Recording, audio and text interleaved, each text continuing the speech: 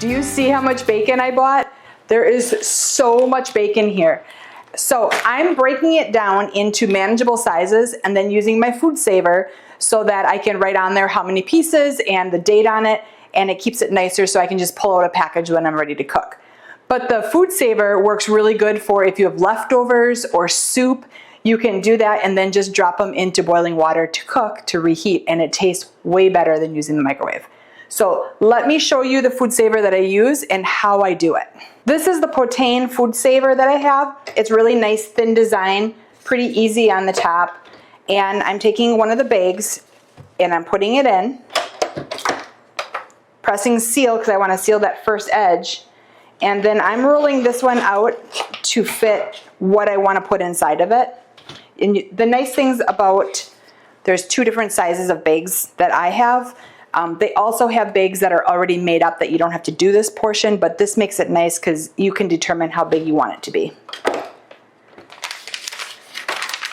So you can see that end is totally sealed. I'm going to put my bacon slices in there. And the thing with this is you want to leave room for the top because it needs to have this little lip here to be able to go over into the tray. This portion is a sealer, and then this is a drip tray that if anything would leak out. Putting it nice and flat, putting it down, and you can press vacuum seal and it will do it all at once, or you can control how much vacuum you want and then press seal.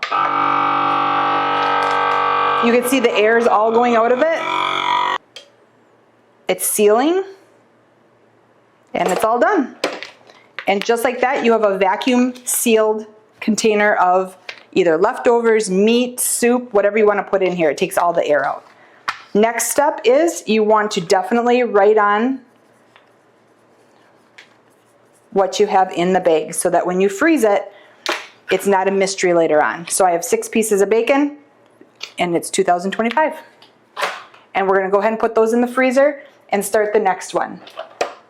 I'm going to show you just how easy this is in real time. So I've made up a few bags that have that bottom seal, so it's just the bag at this point. And I have my bacon separated already. So I'm just going to put that in there, nice and flat.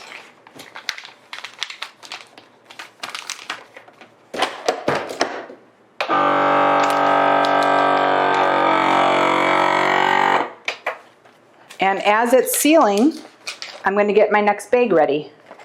And this is the process that I just keep doing until all my bacon has been sealed up. It helps with freezer burn. It helps with, bacon is something you're going to take out of the bag and you're going to cook separately. But if you had soup, you could leave it right in the sealed bag and then drop the soup into a pot of boiling water and let it heat that way.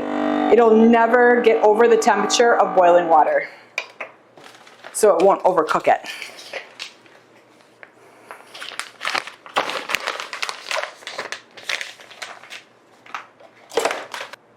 So I'm working on bacon today, but let me just show you.